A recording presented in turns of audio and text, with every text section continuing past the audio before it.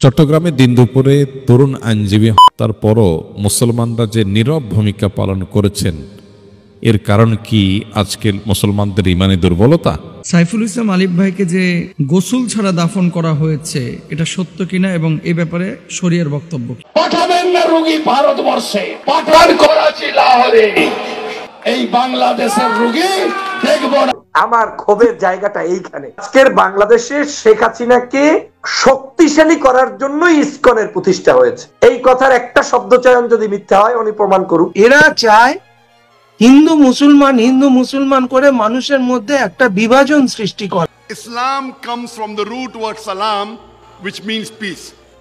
It's also derived from the Arabic word silm, which means to submit your will. আসসালামু আলাইকুম, আমি আপনাদের কাছে দেখাবো এবার মুক্তি পাবে ইসকন, কিন্তু কিভাবে যা আপনারা জানলে অবাক হয়ে যাবেন। আর এইদিকে মুখ খুললেন ডক্টর জাকির নায়েক। আজকের এই ভিডিওগুলো অত্যন্ত গুরুত্বপূর্ণ, তো আমি আশা করব আপনারা সম্পূর্ণ ভিডিওটি দেখবেন। আর এই সম্পূর্ণ ভিডিওটি দেখলেই বিস্তারিত জানতে পারবেন। আর এই ভিডিওটি দেখানোর আগে আপনাদের কাছে আমার ছোট্ট একটি রিকোয়েস্ট, আপনারা যদি আমার চ্যানেলে নতুন হয়ে থাকেন তাহলে নিত্য নতুন আপডেট নিউজ পেতে আমার এই চ্যানেলটি সাবস্ক্রাইব করে আমার সাথেই থাকুন। আর এখন চলুন কথা না বাড়িয়ে আমরা এক এক করে ভিডিওগুলো দেখে আসি। চট্টগ্রামে দিন দুপুরে তরুণ আইনজীবী হত্যার পরও মুসলমানরা যে নীরব ভূমিকা পালন করেছেন, এর কারণ কি আজকের মুসলমানদের ইমানি দুর্বলতা? না, এটাকে তো আমরা বরং পজিটিভ দেখছি যে মুসলমানরা ষড়যন্ত্র, চক্রান্ত এবং ফাঁদ ধরতে পেরে তারা সর্বোচ্চ সতর্ক থেকেছেন। আবারও এদেশের মুসলমানরা সাম্প্রদায়িক সম্প্রীতি বলি, ধর্মীয় উস্কানিমূলক বিষয়ে ফাঁদে পা না দেওয়ার কথা বলি, এ সমস্ত ক্ষেত্রে এদেশে মুসলমানরা আবারও পরীক্ষায় উত্তীর্ণ হয়েছেন। এটা আমাদের জন্য একটা গৌরবের বিষয়। পৃথিবীর অনেক তথাকথিত উন্নত দেশ আছে, অনেক সমাজ আছে যাদের চাইতে আমাদের দেশের মানুষজন অন্য ধর্মাবলম্বীদের ধর্মীয় বিষয়ে অতিরিক্ত সহনশীল এবং বিশেষ সংবেদনশীল বিষয়গুলোতে তারা অত্যন্ত যত্নশীল এবং অত্যন্ত সংযমী। এটা আবারও প্রমাণিত হয়েছে। আমাদের পার্শ্ববর্তী দেশ থেকে যারা সংখ্যালঘু নিয়ে আমাদেরকে বারবার সতর্ক করে, তাদের দেশের চাইতে আমাদের দেশের সংখ্যালঘুরা বহুগুণ ভালো আছে। এটা আমাদের গর্বের বিষয়। এমনকি তাদের বিভ্রান্ত কেউ যখন ষড়যন্ত্র বা ফাঁদ পাতে, তখনও মুসলমানরা সে ফাঁদে পাড়া দেয় না। এটা মুসলমানদের বিচক্ষণতার প্রমাণ। এটি হয় মূলত ইসলামের শিক্ষার কারণে। ইসলাম আমাদেরকে ধৈর্য এবং সহনশীলতা এবং সংযমের শিক্ষা দিয়েছে।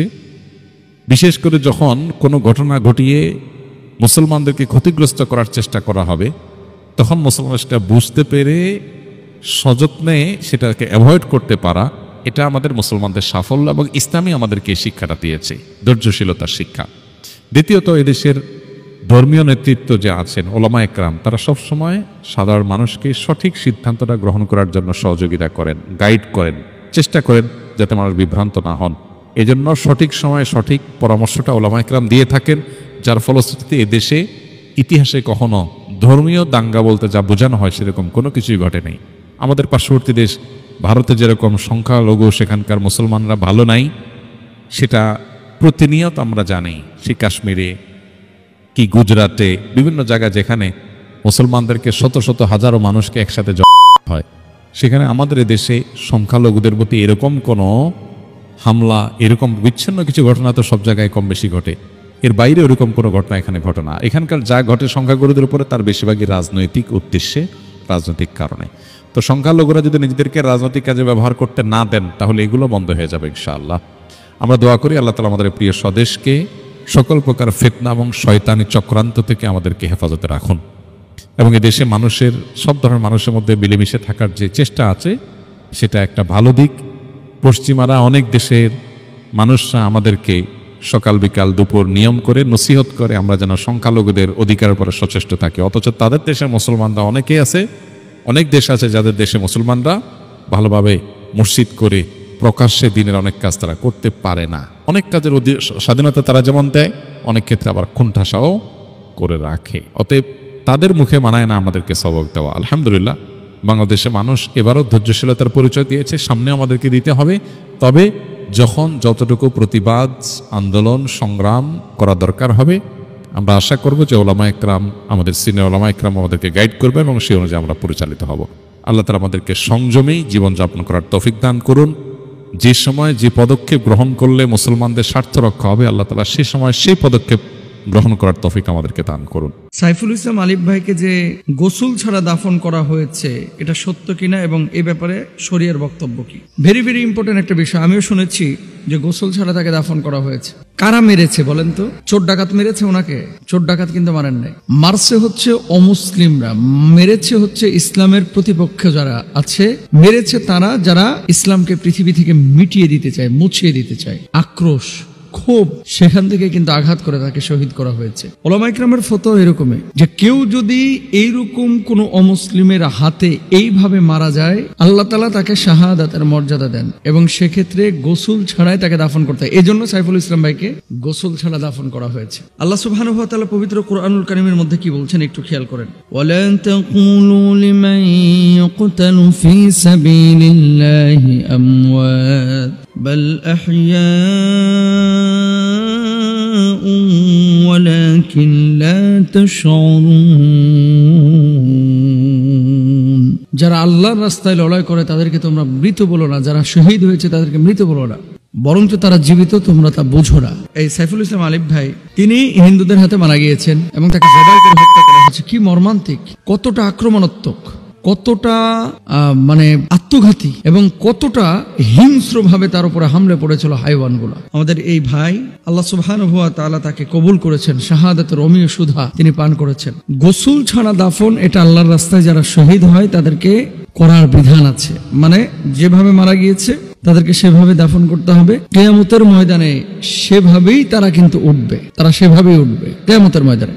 আনাস রাদিয়াল্লাহু তাআলা আনহু বর্ণনা করেন রাসূল আকরাম সাল্লাল্লাহু আলাইহি ওয়াসাল্লাম বলেছেন, কোন ব্যক্তি জান্নাতে প্রবেশ করার পর আর দুনিয়ায় ফিরে যেতে চাইবে না, যদি সে দুনিয়ায় তামাম জিনিস পেয়ে যায় তবুও না। অবশ্য শহীদের কথা আলাদা। আল্লাহ রাব্বুল আলামিন তাকে অপশন দেবে, কি চাও তুমি? সে বলবে যে আল্লাহ তাআলা আপনি আমাকে আবার দুনিয়ায় পাঠিয়ে দেন। বুঝেন নাই কথা?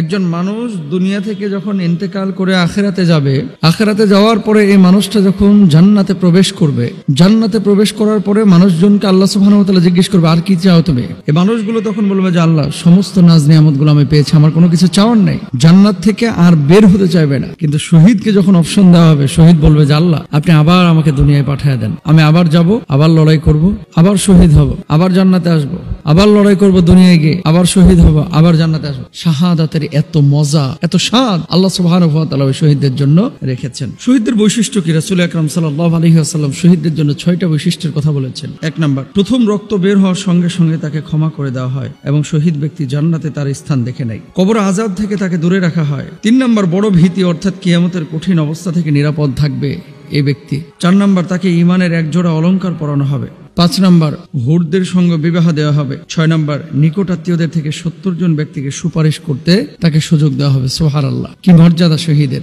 42 বছর, 44 বছর, 50 বছর, 60 বছর হয়ে গেছে, অনেক মানুষের শাহাদাতের তামান্না জাগ্রত হয়নি। আমাদের প্রত্যেকের উচিত শাহাদাতের তামান্না অন্তরে লালন করা। আল্লাহ বুঝদান করুন। পাঠাবেন না রোগী ভারতবর্ষে, পাঠান করাচি লাহোরে। এই বাংলাদেশের রোগী দেখবো না। ডাক্তার ভাইরা আমার বাংলাদেশি ভাইদেরকে চিকিৎসা করিও না ভাই। আমি মিষ্টি বিতরণ করব, সত্যি বলছি। যেদিন আপনার ভারতীয় দূতাবাস বাংলাদেশের বাংলাদেশের ভাইদেরকে ভিসা দেওয়া বন্ধ করবে, ওই দিন আমি ভিক্ষা করে হলেও আমি মিষ্টি বিতরণ করব বলে দিলাম। ভারত যদি বলে আমরা তাদের পেটের ভিতরে আছি, তাহলে খুব ভালো কথা বলছেন, ধরতে পেরেছেন আমরা কোথায় আছি। আপনার পেটের মধ্যে আমি আছি, তাহলে আপনার পেটে যখন লাথি মারা শুরু করবো, আমি পেট চিরে যখন আমি বের হব, তখন চিন্তা করেন আপনার পেটের ব্যথা হবে কি কমবে। সোজা কথা, সম্পর্ক রাখতে চাইলে ভালোভাবে রাখো। এখন তোমাকে পা চেটে চেটে হাসিনা পা চাচ্ছে ভাই, আমরা আর চাপতে পারবো না। আমরা 2024-এর প্রজন্ম, জেন জেড প্রজন্ম আমরা, ঠিক আছে? এখন কলকাতার ভাইরাই বলছে আমরা নাকি মরতেছে ভাই, আমাদের ব্যবসা চলতেছে না। কলকাতার ভাইদেরকে বলছি আপনারা এদেরকে তারা এটা পিটান ভাই, কুত্তার মতো করে পিটান, বাংলাদেশকে তবু শান্তিতে রাখবো। এখন এই যে শুভেন্দু বলছে কেন? শুভেন্দুর মতো লোকরা, এই যে থার্ড ক্লাস লোকেরা আমাদের বাংলাদেশ নিয়ে কথা বলার সুযোগ পায় কিভাবে? আমরা কি ভিখারি নাকি? আমরা কি ভিক্ষুক নাকি? ওরা বলে আমাদেরকে পেঁয়াজ দিবে না, রপ্তানি বন্ধ করো, আহ্বান করে। আমার ভারতের ভাইরা, আপনারা ব্যবসায়ী ভাইরা, ডাক্তারের ভাইরা, আমার বাংলাদেশি ভাইদেরকে চিকিৎসা করিও না। করিও না ভাই, আমি মিষ্টি বিতরণ করব, সত্যি বলছি। যেদিন বাংলা আপনার ভারতীয় দূতাবাস বাংলাদেশের ভিসা, বাংলাদেশের ভাইদেরকে ভিসা দেওয়া বন্ধ করবে, ওই দিন আমি ভিক্ষা করে হলেও আমি মিষ্টি বিতরণ করব বলে দিলাম। আমি চাই আপনি বন্ধ করেন, আমার বাংলাদেশের অর্থনীতি চাঙ্গা হবে। আমাদের বাংলাদেশে যারা উদ্যোক্তা আছে, ক্ষুদ্র ক্ষুদ্র উদ্যোক্তা, ওরা উপকৃত হবে, এরা উপকৃত হবে। আমরা স্বাবলম্বী হব। আমরা পাঁচ আটা ওই যে তাবেদারি করা, গোলামি করা থেকে আমরা নিজেদেরকে মুক্ত করতে পারবো। আমাদের মাথায় গোলামি ঢুকে গেছে, এই গোলামি থেকে আমরা বের হতে চাই। আপনারা আমাদেরকে বন্ধ করেন ভাই, যাওয়া বন্ধ করেন। এখন কলকাতার ভাইরাই বলছে আমরা না খেয়ে মরতেছি ভাই, আমাদের ব্যবসা চলতেছে না, আমাদের ব্যবসা চলতেছে না কেন? এই যে কলকাতার ভাইদেরকে বলছি, আপনারা এদেরকে তারায় তারায় পিটান ভাই, কুত্তার মতো করে পিটান, মানুষ সোজা সোজা করে ফেলেন। ওদের জন্য আপনাদের ব্যবসা লাটে যাচ্ছে, আপনাদের ব্যবসা ধ্বংস হয়ে যাচ্ছে। ভারত বাংলাদেশের সম্পর্কে ভালো থাকে, লাভকার আপনাদের, আমাদের না, আমাদের লাভ না।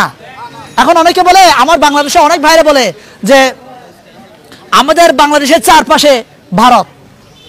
আমি যদি বলি, ভারত যদি বলে আমরা তাদের পেটের ভিতরে আছি, তাহলে খুব ভালো কথা বলছেন, ধরতে পেরেছেন আমরা কোথায় আছি।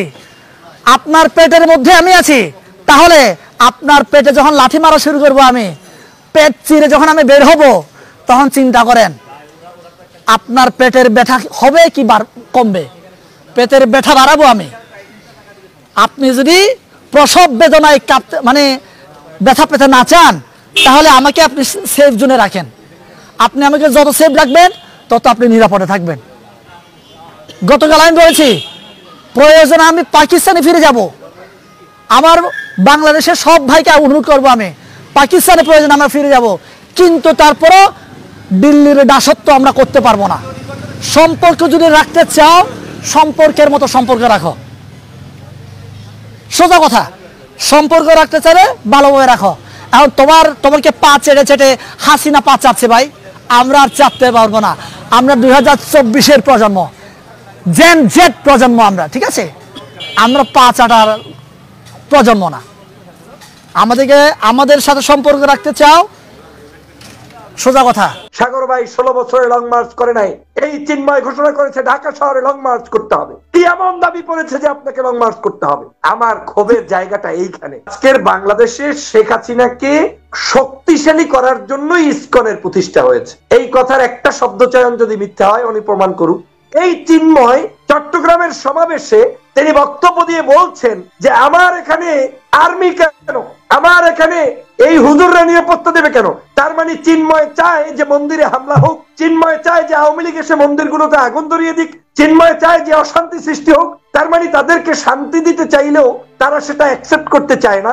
আর্মি তো আপনার ওখানে গিয়েছে, আমি তো খুশি। আর্মি যদি সারা বাংলাদেশের প্রত্যেকটি তাফসীর মাহফিলের নিরাপত্তা দিতে পারে, মসজিদগুলোর মধ্যে দাঙ্গা হাঙ্গা না লাগে নিরাপত্তা দিতে পারে, তাতে তো আরো ভালো। দোষের কি আছে? কিন্তু চিন্ময় বলছে এটা কেন হচ্ছে, তার মানে তার বক্তব্যেই প্রমাণ হচ্ছে তিনি ষড়যন্ত্র লাগানোর জন্যই এখানে আমাদের উপস্থিতি টের পেয়ে তিনি আজকের এই আন্দোলনে নেমেছেন। সাগর ভাই, আমি একটু দুইটা পয়েন্টে এখানে কথা বলবো। একটা পয়েন্ট আপনি হয়তো ভুলে গিয়েছেন, যেটা খুবই উল্লেখযোগ্য। সেটা হচ্ছে যে চিন্ময় যে আজকে গ্রেপ্তার হয়েছেন কিংবা তাকে ডিবি কার্যালয়ে নেওয়া হয়েছে, এই বিষয়টা নিয়ে। আরেকটা হচ্ছে আপনি যেটা অবতারণা করলেন। আমি তার আগে একটু বলে রাখছি, আমাদের প্রিয় শ্রদ্ধাস্পদ তিনজন ভাই এখানে উপস্থিত আছেন। ওনারা আমার সহযোদ্ধা, একসাথে আমরা যুদ্ধ করেছি, দেশের জন্য লড়াই করেছি। যে কারণে ওনাদের কথার সময় আমি ব্যক্তিগতভাবে একটা কথাও বলার চেষ্টা করিনি, কারণ আমি জানি যে আমরা সবাই এক। আর আমি ইউনিটির পক্ষে, ঐক্যের পক্ষে, এবং আমি ন্যায়সঙ্গত যেটা মনে করি সেটা বলি। আমি যদি একটু জনপ্রিয় বেশি নেওয়ার জন্য কিছু বলতে চাইতাম, তাহলে আজকেই সবচেয়ে সহজ মাধ্যম যে আমি প্রথম আলো কিংবা ডেইলি স্টার নিয়ে গরু জবাইয়ের ওখানে উপস্থিত হইতে পারলে সবচাইতে বাংলাদেশে আমার বিনা পয়সায় বিনা টাকায় আমি কাভারেজও পাইতাম, এবং আমি এখানে আলেমদেরও একটা বড় অংশ আমাকে জিন্দাবাদ দিয়ে হয়তো রাতেই মিছিল করে সংসদ ভবন পর্যন্ত নিয়ে যাইতেন, কোনো সন্দেহ নাই। কিন্তু আমার বিবেক যা বলে, আমার বাস্তবতা সবার তো আর এক না, প্রত্যেকের জায়গা থেকে বলবে। ওনাদের প্রতি আমি শ্রদ্ধা জানাই, এবং যারা সত্যিকারই স্কলার এবং বুঝবেন, এবং আমি বিশ্বাস করি আমাদের প্রিয় শায়েখ যে উপস্থিত আছেন উনিও আমার আবেগটা বুঝতে পেরেছেন এবং সবাই বুঝতে পেরেছেন। এবং আমি কিন্তু কারো নাম উচ্চারণ করে ব্যক্তিগত আক্রমণও এখানে করিনি। আমি বলেছি যেমন করে একটা পত্রিকার রেফারেন্স দিয়ে কথা বলেছি, সেম আমি একজন ইউটিউবে একটা মানে আপনার পোস্টার পেয়েছি, ওইটার রেফারেন্স দিয়েছি। আমি বলি নাই যে এটা কোন মানে কে কেন করেছে, কারণ আমি চাই যে প্রত্যেকেই দেশের জন্য অবদান রেখেছে, কোনো না কোনো জায়গায় তাদের অবদান আছে। কাউকে খাটো করা এটা আমার বক্তৃতার নৈতিক জায়গা না, এবং এটা আমি করি না। আমার দর্শক শ্রোতা জানে, এবং যদি কেউ ভুল বোঝে ভবিষ্যতে বুঝে নিবে যে হু আই অ্যাম। আমি যে প্রসঙ্গটা এখন কথা বলতেছেন সেটা হচ্ছে, বাংলাদেশে বেশ কিছুদিন পর্যন্ত আমরা দেখছি সনাতনী ভাইয়েরা সেই জায়গায় পরিকল্পিত উপায়ে ইসকনের নাম ব্যবহার করে কিছু কিছু ব্যক্তি তারা আজকের বাংলাদেশে একটা নৈরাজ্য শুরু করে দিয়েছে। আপনি জানেন যে ইসকনের আজকে যাকে গ্রেপ্তার করা হয়েছে চিন্ময়, এই চিন্ময় ব্রহ্মচারী হচ্ছে বাংলাদেশের শেখ হাসিনার ব্যাপারে তিনি বক্তব্য দিতে গিয়ে নিজে বলেছেন স্পষ্ট করে যে আজকের বাংলাদেশে শেখ হাসিনাকে শক্তিশালী করার জন্য ইসকনের প্রতিষ্ঠা হয়েছে। এই কথার একটা শব্দ চয়ন যদি মিথ্যা হয় উনি প্রমাণ করুক, উনি পারবে না। 2021 সালে যে ভিডিওটা আপনার আজকের ফেস দ্য পিপলে আসছে, তাহলে যদি একটা ধর্মীয় অর্গানাইজেশন হয় আর তার বক্তব্য যদি হয় যে আমরা প্রতিষ্ঠিত হয়েছি শুধুমাত্র হাসিনাকে শক্তিশালী করার জন্য, তাহলে সেটা তো আর ধর্মীয় সংগঠন থাকে না। তিনি বলতে পারেন যে আমাদের এই সংগঠনটি ধর্মীয় কাজ করে, সরকার প্রধান হিসেবে শেখ হাসিনার সহযোগিতা চাই, আমাদের মন্দির লাগবে মন্দির দেন, যেটার পক্ষে আমি সবসময় বলিষ্ঠ ভূমিকা রাখি। আমার যেমন মসজিদ দরকার, হিন্দু ভাইদের মন্দির দরকার, হিন্দু ভাইদের শিক্ষা দরকার, আমার যেমন ইবতেদায়ী মাদ্রাসা দরকার, হিন্দু ভাইদের প্রতিষ্ঠানেও যদি তাদের গীতা পাঠের কোনো প্রতিষ্ঠান করা যায় সেটা করা দরকার। কারণ যখন ধর্ম শিখবেন তখন অন্যায় আচরণ করতে পারবেন না, কিন্তু যারা ধর্ম শিখবে না তারাই হচ্ছে এই ধরনের ষড়যন্ত্রের সাথে সম্পৃক্ত হবে। আমি মনে করি এই ইসকন এবং ইসকনের সাথে সম্পৃক্ত এই ব্যক্তিবর্গ হঠাৎ করে একটা পরিকল্পনা নিয়ে মাঠে নেমেছে, যেটা বাংলাদেশের জন্য অবশ্যই অশনি সংকেত। আমার মনে হয় খুব দেরিতে আপনারা গ্রেপ্তার করে ফেলেছেন, অথবা এখনো করেছেন কিনা এর মধ্যে তাকে ছেড়েও দিতে পারেন আমি জানি না, কিন্তু স্পষ্ট আপনারা যদি কোনো সন্ত্রাসীকে ধর্মীয় ব্যক্তিত্ব মনে করেন সেটা কোনোদিন ধর্মের সাথে যায় না। কোনো একজন উশৃঙ্খল বিশৃঙ্খল মানুষকে যদি ছাত্র হিসেবে ট্যাগ লাগিয়ে বলেন এটা ছাত্রদের আন্দোলন, না এটা ছাত্রদের আন্দোলন নয়। আজকে ঢাকা শহরে যে কলেজগুলো ভাঙচুর হয়েছে ম্যাক্সিমাম জায়গায় টোকাইরা ভাঙচুর করেছে।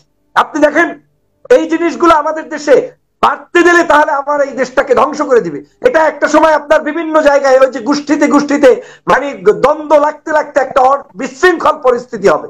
আমি তো সব জিনিস নিয়ে সরকারের উপরে সন্তুষ্ট নয়, কিন্তু এর মানে এই নয় যে আমি হাসিনা যা বলে তাই আচরণ করব। আমার কথায় মনে রাখবেন, আমার কোনো বক্তব্যে যদি হাসিনা খুশি হয়, আমার কোনো বক্তব্যে যদি আওয়ামী লীগ খুশি হয়, আমার কোনো বক্তব্যে যদি পাশের দাদা বাবুরা খুশি হয়, প্রথমেই ধরে নিবেন সবচাইতে দালাল হচ্ছে আমি, কারণ এই কথাগুলো দিয়ে তারা কিন্তু তাদের উপকার হচ্ছে। আমাদের এই ব্যাপারটা সতর্ক থাকতে হবে। আপনি সাগর ভাই, আমি বলছি বাংলাদেশে এই প্রথম হিন্দু ভাইদের উৎসব পালন হয়েছে, যেটা 50টা অতিরিক্ত পূজা মণ্ডপে হয়েছে, মানে ন্যাচারালি যেগুলো হয় তার চাইতেও 50টা। নাম্বার 1। নাম্বার 2, এই প্রথম সেনাবাহিনী প্রত্যেকটি পূজা মণ্ডপে পাহারা দিয়েছে, যৌথ বাহিনী পাহারা দিয়েছে। সরকার পরিবর্তনের পরে এই প্রথম কওমি মাদ্রাসার শিক্ষার্থী, আলিয়া মাদ্রাসার শিক্ষার্থী, স্কুল কলেজের শিক্ষার্থী, ইসলামী আন্দোলন, জামাত সহ রাজনৈতিক দল সবাই মিলে এই মন্দিরগুলো পাহারা দিয়ে কি অপরাধ করেছে? এই চিন্ময় চট্টগ্রামের সমাবেশে তিনি বক্তব্য দিয়ে বলছেন যে আমার এখানে আর্মি কেন, আমার এখানে এই হুজুররা নিরাপত্তা দেবে কেন? তার মানে চিন্ময় চায় যে মন্দিরে হামলা হোক, চিন্ময় চায় যে আওয়ামী লীগ এসে মন্দিরগুলোতে আগুন ধরিয়ে দিক, চিন্ময় চায় যে অশান্তি সৃষ্টি হোক। তার মানে তাদেরকে শান্তি দিতে চাইলেও তারা সেটা অ্যাকসেপ্ট করতে চায় না। আর্মি তো আপনার ওখানে গিয়েছে, আমি তো খুশি। আর্মি যদি সারা বাংলাদেশের প্রত্যেকটি তাফসীর মাহফিলের নিরাপত্তা দিতে পারে, মসজিদগুলোর মধ্যে দাঙ্গা হাঙ্গা না লাগে নিরাপত্তা দিতে পারে, তাতে তো আরো ভালো, দোষের কি আছে? কিন্তু চিন্ময় বলছে এটা কেন হচ্ছে, তার মানে আমার তার বক্তব্যেই প্রমাণ হচ্ছে তিনি ষড়যন্ত্র লাগানোর জন্যই এখানে আমাদের উপস্থিতি টের পেয়ে তিনি আজকের এই আন্দোলনে নেমেছেন। কারণ তিনি বুঝতে পেরেছেন বাংলাদেশের মানুষ ভারতের মতো নয়। বাংলাদেশের মানুষ ওই দেশে যেরকম গলা টেনে গরুর গোস্ত খাওয়ার অপরাধে একজন মুসলমানদের গলার রশির মধ্যে গলায় রশি বেঁধে তারপরে টেনে টেনে হত্যা করে, বাংলাদেশের মানুষ সেটা নয়।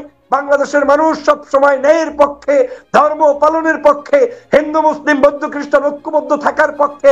এটাই যখন চিন্ময়রা বুঝতে পেরেছে তখনই তারা এই বক্তব্য দেওয়া শুরু করেছে। সাগর ভাই 16 বছরে লং মার্চ করে নাই, এই চিন্ময় ঘোষণা করেছে ঢাকা শহরে লং মার্চ করতে হবে। কি এমন দাবি করেছে যে আপনাকে লং মার্চ করতে হবে? আমার ক্ষোভের জায়গাটা এইখানে। আমি চাই বাংলাদেশের প্রত্যেকটি ধর্মীয় জিনিসগুলো সুন্দরভাবে পালন হোক, কিন্তু সেটা হবে ধর্মের ভিত্তিতে। কিন্তু ধর্মের মধ্যে শেখ হাসিনার প্রীতি, আওয়ামী প্রীতি, হ্যাঁ, হিন্দু ভাই যদি নৌকায় ভোট দেয় আমার আপত্তি নেই, হিন্দু ভাই যদি জামাতে ভোট দেয় আমার আপত্তি নেই, ধানের শীষে ভোট দেয় আমার আপত্তি নেই, কিন্তু রাষ্ট্র নিয়ে ষড়যন্ত্র করার কোনো অধিকার তার নেই। এটাই হচ্ছে আমাদের সবচেয়ে বড় দুর্ভাগ্য, যে প্রতিটা মসজিদে তলায় নাকি শিবলিঙ্গ থাকছে, এইরকম দাবি করা হচ্ছে।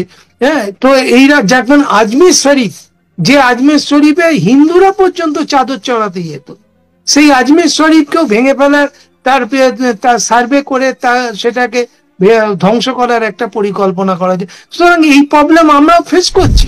আপনি যদি প্রতিটা ক্ষেত্রে মোটিভেটেডলি কথা বলেন, যদি কোনো পক্ষ নিয়ে কথা বলতে যান, তাহলে কিন্তু কোনোদিনই কোনো জায়গায় পৌঁছানো যাবে না।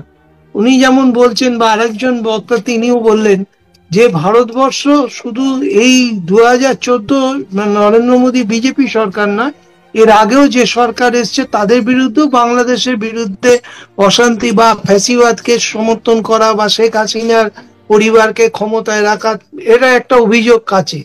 তো আমাদের একটা পরিষ্কার বক্তব্য, এত ভারত আতঙ্কে ভোগার তো কোনো বাংলাদেশের মানুষের প্রয়োজন পড়ে না, আমি অন্তত এটা মনে করি। কারণ বাংলাদেশের মানুষ, আমি আগেও বলেছি, তাদের শিক্ষা, তাদের চেতনা, তাদের ভাবনা, তারা কিন্তু কোনো অংশে কম নয়। এবং বাঙালি জাতি হিসেবে আমি মনে করি তারা বিশ্বের শ্রেষ্ঠ জাতিদের মধ্যে অন্যতম। তো সেই জায়গায় দাঁড়িয়ে সবকিছুতে ভারতের একটা ইনভলভমেন্ট খোঁজা, দেখুন আমাদের দেশের তিনজন প্রধান, তারা কিন্তু গুলিতে হত্যা করা হয়েছিল। মহাত্মা গান্ধী, তাকে হত্যা করা হয়েছিল, শ্রীমতী ইন্দিরা গান্ধীকে হত্যা করা হয়েছিল, রাজীব গান্ধীকেও হত্যা করা হয়েছিল। কিন্তু সেই সময় ভারতবর্ষের কোনো রাজনৈতিক দল এর পিছনে বাংলাদেশের হাত আছে বলে কিন্তু দাবি করেনি। সুতরাং এই ধরনের দাবি যদি তুলতে থাকেন, তাহলে আমার মনে হয় একটা প্রতিবেশী সুলভ কথাবার্তা, মানে এটা পরিপন্থী। যেটা বলার সেটা হচ্ছে, বারবার বলছি, আমাদের দেশে এই মুহূর্তে মৌলবাদী শক্তি তারা সক্রিয়, এটা অস্বীকার করার কোনো জায়গা নেই। এবং সেই জায়গা থেকে তারা তাদের রাজনৈতিক স্বার্থে, আমি আগেও বলেছি আবারও বলছি, তারা তাদের রাজনৈতিক স্বার্থে বিভিন্ন রকম তারা এজেন্ডা নিয়ে চলছে। এবং শুধু পশ্চিমবাংলা বলে না, সারা ভারতবর্ষে। আজকে আমি আপনাকে আজকে বলছিলাম যে এখন আমাদের দুর্ভাগ্য, আমাদের হিন্দুদের দুর্ভাগ্য, যে ভগবানকে আগে মন্দিরে আমরা খুঁজতে যেতাম, এখন মসজিদে খুঁজতে যেতে হচ্ছে। এটাই হচ্ছে আমাদের সবচেয়ে বড় দুর্ভাগ্য, যে প্রতিটা মসজিদে তলায় নাকি শিবলিঙ্গ থাকছে, এইরকম দাবি করা হচ্ছে। হ্যাঁ, তো এইরা যখন আজমির শরীফ, যে আজমির শরীফে হিন্দুরা পর্যন্ত চাদর চড়াতে যেত, সেই আজমির শরীফকেও ভেঙে ফেলার, তার সার্ভে করে সেটাকে ধ্বংস করার একটা পরিকল্পনা করা যায়। সুতরাং এই প্রবলেম আমরাও ফেস করছি। সুতরাং এটা যদি আপনারা বাংলাদেশের মানুষ, আপনারা সুচিন্তিত মানুষ, আপনারা যদি প্রতি ক্ষেত্রে মনে করেন যে এতে ভারতের ইনভলভমেন্ট আছে, বললেন দাদা, এই যে কথাগুলো বললেন, ভারত সরকার তো চুপ। আপনাদের দেশের মৌলবাদীদের কথা বলছেন, আপনাদের দেশে, আমাদের দেশও মুসলিম মৌলবাদীদের বলে। না, আপনাদের মুশকিল হচ্ছে কেন সরকারের কাছে শুনতে চাইছে বাংলাদেশ। এই তো যখন বাংলাদেশের সরকারও তো সেই সব মৌলবাদীদের, আমি আপনাকে বলছি, আমি তো বললাম যে আমাদের দেশে এই মুহূর্তে একটি মৌলবাদী শক্তি, তারা সক্রিয় এবং তারা ক্ষমতায়। তো একটা মৌলবাদী শক্তি যদি ক্ষমতায় যায়, তারা কি করবে? তারা তো তাদের মতোই আছে। আমাদের দেশের সরকার কিন্তু কখনোই আপনাদের দৃষ্টিতে বা আমাদের দেশে যাদেরকে আমরা মৌলবাদী বলি, তাদের সেই যেগুলো সিদ্ধান্তে যে চুপ থাকে এবং গা ভাসিয়ে দেওয়ার, কিন্তু সেরকম আচরণ কখনো সরকার দেখায় না। আপনাদের দেশে মৌলবাদীরা কতটা সক্রিয় হয়েছে না হয়েছে সেটা আপনারা বিশ্লেষণ করুন। তাদের জন্য তাদের যা ইচ্ছা তা করেছে বা কথা বলেছে, আর সেটাকে সমর্থন দিয়ে চুপচাপ ছিল সরকার, সেরকম কখনো দেখেছেন বাংলাদেশে? আমরা কিন্তু দেখিনি। কিন্তু ভারতে যেটা হচ্ছে যে এই যে এখন বললেন আজমের শরীফও নাকি শিবলিঙ্গ পাওয়া যাবে বা সেখানেও ভগবানকে পাওয়া যাবে, তো সরকার কি তাদের বিরুদ্ধে এ পর্যন্ত যতগুলি ঘটনা ঘটিয়েছে সরকার কি কতগুলো ব্যবস্থা নিয়েছে বাংলাদেশ সরকার? যে ভারতবর্ষে যেমন এগুলো হচ্ছে তেমন তার বিরুদ্ধে প্রতিবাদ আন্দোলনও সংগঠিত হচ্ছে। আজকে বহু জায়গায় মানুষ রাস্তায় নামছে, প্রতিবাদ হচ্ছে। কিন্তু আমাদের তো ভারতবর্ষ এমনই একটা দেশ, আপনি চাইলেই তো রাতারাতি ওই আপনাদের বাংলাদেশের মতো গণবিদ্রোহের পথে যেতে পারবে না। আমাদের ভারতবর্ষের মানুষ গণতন্ত্রে বিশ্বাস করে এবং আমরা মনে করি গণতন্ত্র ভোটাধিকারের মধ্যে দিয়ে আমরা সেই সরকারের পরিবর্তন করতে পারবো। আপনাকে আগে বললাম যে যারা মানে রাম মন্দির নির্মাণ করেছিল, বহু মানে যুগের বিতর্কিত একটা রাম মন্দির, বাবরি মসজিদ ভেঙে যারা ভেবেছিল যারা বিপুল ভোটে 400 পার হয়ে যাবে তাদের সংখ্যাটা, তারা 240-এ কেন আটকে গেল? এবং যে অযোধ্যায় রাম মন্দির নির্মাণ হলো সেই অযোধ্যার মানুষ তাদেরকে ভোট দিল না, কেন দিল না? তো এইগুলো তো বিচার করে আপনাকে বুঝতে হবে যে মৌলবাদ যেমন সক্রিয় আছে তেমনি ধর্মনিরপেক্ষ শক্তি আমরা যারা বলছি আমরাও কিন্তু সক্রিয় আছি। আমরাও কিন্তু আমাদের লেখার মধ্যে দিয়ে, আমাদের কথার মধ্যে দিয়ে, আমাদের বক্তব্যের মধ্যে দিয়ে আমরা অহরহ সেটা প্রকাশ করছি। আর বাঙালির একটা সমস্যা হচ্ছে, কিছু হলেই বাঙালিকে বাংলাদেশি বলে, এটা আপনাকে আগেও বললাম, বাংলাদেশি আমি বেশি কথা বললেই আমাকে বাংলাদেশি বলে দেওয়া হচ্ছে, সেটাই লড়াইও আমাদের করতে হচ্ছে। এবং এটা অস্বীকার করার জায়গা নেই, কিছু বাঙালি তারা তো দালালি করছেই, তারা তাদের নিজের স্বার্থে দালালি করছে। আপনার কাছে কি মনে হয় দাদা, যদি লম্বা হয়ে যাচ্ছে, খুব ইন্টারেস্টিং কথা, বাংলাদেশের মানুষ কি ভারতে যাওয়ার প্রয়োজন আছে বলে মনে হয় আপনি যতটুকু বাংলাদেশে যারা যাচ্ছে বাংলাদেশ থেকে? শুনুন, ভারতবর্ষ শুনুন, বাংলাদেশি মানুষের প্রয়োজন আছে কি নেই সেটার থেকে বড় কথা মানুষ যাবে। বাংলাদেশের মানুষ না খেয়ে মরে যাচ্ছে, ভারতে যেতে হবে, ব্যাপারটা এরকম ভাবে একটা। আমি আপনাকে একটা কথা বলি, এগুলো যারা বলছে, আমি আপনাকে বললাম তখনই, যারা বলছে তাদেরকে ইগনোর করুন, তাদের নিয়ে যত আলোচনা করবেন তত তারা গুরুত্ব পাবে। আমাকে একজন রাজনৈতিক ব্যক্তিত্ব বলেছিলেন, যখন রাজনীতি করতাম আমাকে বলেছিলেন যে তুমি রোজ সকালবেলা উঠে আমার নামে গালাগাল দেবে, দিনের শেষ পর্যন্ত আমার নামে গালাগাল দেবে, আর আমার বাড়িতে এসে রোজ 2টো করে রসগোল্লা খেয়ে যাবে। কারণ আমি চাই তুমি আমার নামে গালাগাল দাও, যত গালাগাল দেবে আমার তত প্রচার হবে, তত বেশি মানুষ আমায় চিনবে। তো আপনারা যদি ওই যে নামটা নিচ্ছেন বারবার, এই কেন এই কথা বললো, ও কোন মাপের নেতা, কোন মাপের নেতা, তাকে নিয়ে এত ভাবতে হবে, এত কথা আলোচনা করতে হবে। আপনারা যত আলোচনা করবেন সে তত গুরুত্ব পাবে। সে কালকে বলেছে আমি বনগা বর্ডারে যাব, পরের দিন বলবে আমি হিলি বর্ডারে যাব, এই সমস্ত করে বেড়াবে। এইসব মানুষের কাজটা কি আছে? এরা হচ্ছে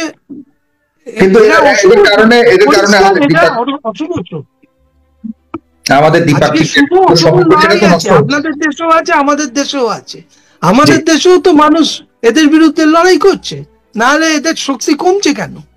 শক্তি কমছে কেন? আজকে ঝাড়খণ্ডে নির্বাচনে সেখানে দেশের প্রধানমন্ত্রী সমস্ত অর্থ ঢেলে দিয়েছিলেন, সমস্ত জাতীয় মানে বিজেপির নেতাদেরকে ওখানে পাঠিয়েছিলেন, আসামের মুখ্যমন্ত্রী গিয়ে ঝাড়খণ্ডে পড়েছিলেন।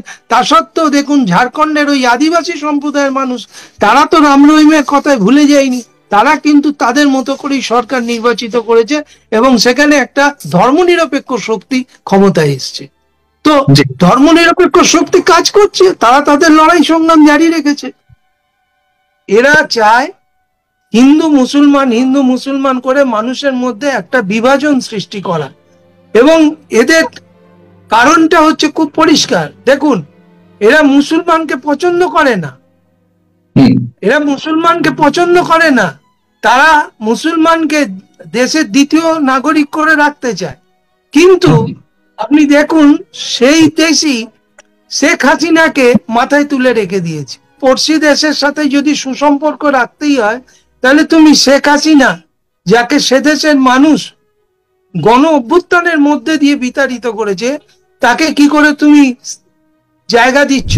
যেটা বলার সেটা হচ্ছে, দেখুন বর্তমান পরিস্থিতিতে যে বিষয়গুলো আমাদের সামনে আসছে, যেগুলো নিয়ে আপনারা আলোচনা করছেন, আমার মনে হয় যে এইসব বিষয় নিয়ে যত কম আলোচনা হবে ততই দুই দেশের মানুষের পক্ষে মঙ্গল, দুই দেশের পক্ষে মঙ্গল। কারণ এই ধরনের আলোচনা যত বেশি হবে, যারা যে অশুভ শক্তিগুলো আজকে দু দেশের মধ্যে অস্থিরতা সৃষ্টির চেষ্টা করছে এবং সম্পূর্ণ নিজের স্বার্থে, সম্পূর্ণ নিজ স্বার্থে, এটা দলীয় স্বার্থ নয়, সম্পূর্ণ কেউ পশ্চিমবাংলার মুখ্যমন্ত্রী হওয়ার জন্য চেষ্টা করছেন এবং তিনি ভাবছেন এইভাবে পশ্চিমবাংলায় সনাতনী মানে হিন্দু ভোটকে একত্রিত করে বাজিমাত করবেন। আবার হয়তো আপনাদের দেশেও ওই আওয়ামী লীগ বলছেন বা যারা আছে তারা ভাবছেন এই ধরনের সমস্যা জিয়ে দিয়ে তুললে ভারতবর্ষের প্রতিক্রিয়া পাওয়া যাবে এবং সেখান থেকে ভারতবর্ষ একটা স্টেপ নেবে, বাংলাদেশ দখল করতে হবে। মানে এরকম মানসিকতা তো নিয়ে এরা এইসব কাজগুলো করছে।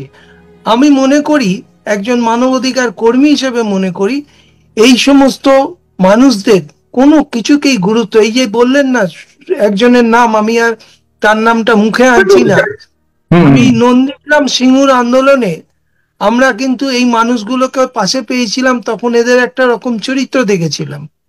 কিন্তু আজকে মানুষগুলো ক্ষমতা মানুষকে কতটা মানে নিচু স্তরে নিয়ে যেতে পারে। আজকে ওই বলে না, একটা আমরা বাংলা একটা কথা বলি, হিন্দু যদি মুসলিম হয় তো মুসলিমের থেকে বেশি গরু খায়। তো আজকে হচ্ছে এদের এই অবস্থা। তৃণমূল কংগ্রেস যে পার্টি ওর মানে ওর জন্মদাতা, ওর রাজনৈতিক জন্মদাতা, সেই দল থেকে বেরিয়ে গিয়ে আজকে বিজেপিতে গিয়ে এমন এমন কথাবার্তা বলছে যার মানে যেগুলো আমাদের পক্ষে পর্যন্ত মানে শোনা মানে আমরা নিতে পারছি না জাস্ট। তো এই কারণেই এদেরকে ইগনোর করা, এদের কোনো কথাকে গুরুত্ব না দেওয়া। গুরুত্ব কতটুকু আছে কার কথা বলে? ও দল যতটা ওকে গুরুত্ব দেয়, মানুষ তো গুরুত্ব দেয় না। মানুষ যদি গুরুত্ব দিত, শেষ 6টা উপনির্বাচন হয়ে গেল, সেই 6টা উপনির্বাচনে গোয়াহারা হেরেছে। মানুষ তো এদের গুরুত্ব দেয় না। এরা যে কথাগুলো বলে তাতে কি মনে করেন যে ভারতবর্ষে, এই যে আপনারা বারবার একটা কথা বলছেন না, এইটা আমার শুনতে খারাপ লাগছে, সেটা হচ্ছে কিন্তু শুনতে হচ্ছে, ভারতবর্ষ বিজেপি মানে ভারতবর্ষ নয়, বিজেপি মানে কিন্তু হিন্দুত্ব নয়। আপনারা এটা মাথায় রাখবেন যে রাম মন্দির নিয়ে দীর্ঘদিন ধরে আন্দোলন করেছে বিজেপি, প্রচুর সংঘর্ষ, বাবরি মসজিদ ভেঙে দেওয়া 1992 সালে সেই রক্তক্ষয়ী সাম্প্রদায়িক দাঙ্গা সারা ভারতবর্ষ জুড়ে, সেই রাম মন্দির কিন্তু বিজেপি নির্মাণ করেছে। কিন্তু সেই অযোধ্যা এলাকার একটা মানুষও বিজেপিকে ভোট দেয়নি, সেখানে বিজেপির হার হয়েছে। এবং যে উত্তরপ্রদেশের মাটিতে এত বড় রামলালার মন্দির, এত বড় রামলালার সমস্ত ভক্ত, সেখানে কিন্তু বিজেপি এবারে লোকসভা নির্বাচনে অনেক কম আসন পেয়েছে। এর কারণটা কি? মানুষকে এত বোকা ভাবার কোনো কারণ নেই। যে বলছেন না ভারতের এই প্রতিক্রিয়া, ওটা ভারতের প্রতিক্রিয়া নয়, ওটা বিজেপি পার্টির প্রতিক্রিয়া। এরা চায় হিন্দু মুসলমান করে মানুষের মধ্যে একটা বিভাজন সৃষ্টি করা। এবং এদের কারণটা হচ্ছে খুব পরিষ্কার। দেখুন, এরা মুসলমানকে পছন্দ করে না, তারা মুসলমানকে দেশের দ্বিতীয় নাগরিক করে রাখতে চায়। কিন্তু আপনি দেখুন, সেই দেশই শেখ হাসিনাকে মাথায় তুলে রেখে দিয়েছে। কেন? শেখ হাসিনাকে আমাদের দেশে তুমি পড়শি দেশের সাথে যদি সুসম্পর্ক রাখ। The topic of this evening's talk of mine is Muhammad sallallahu alaihi wasallam, peace be upon him, in the Bible. Islam comes from the root word salam, which means peace. It's also derived from the Arabic word silm, which means to submit your will to Allah subhanahu wa ta'ala, to Almighty God. Islam, in short, means peace acquired by submitting your will to Allah subhanahu wa ta'ala, to Almighty God. And any person who acquires peace by submitting his will to Allah subhanahu wa ta'ala, to Almighty God, is called as a Muslim. Many people have a misconception that Islam is a new religion which came into existence 1400 years back, and Prophet Muhammad, peace be upon him, is the founder of this religion. In fact, Islam is there since time immemorial, since man set foot on this earth. And Prophet Muhammad, peace be upon him, is not the founder of this religion, but he is the last and final messenger of Allah subhanahu wa ta'ala, the last and final messenger of this religion of Islam. তো আমি আশা করছি যে আপনারা সম্পূর্ণ ভিডিওটি দেখেছেন। তো আপনাদের যদি এই বিষয়টি নিয়ে কোনো মতামত থাকে আমাকে অবশ্যই কমেন্টসে জানাবেন। আর আপনারা যদি আমার চ্যানেলে নতুন হয়ে থাকেন তাহলে আমার এই চ্যানেলটি সাবস্ক্রাইব করে আমার সাথেই থাকুন। তো দেখা হচ্ছে পরবর্তী ভিডিওতে। সেই পর্যন্ত সবাই ভালো থাকবেন, সুস্থ থাকবেন। আল্লাহ হাফেজ।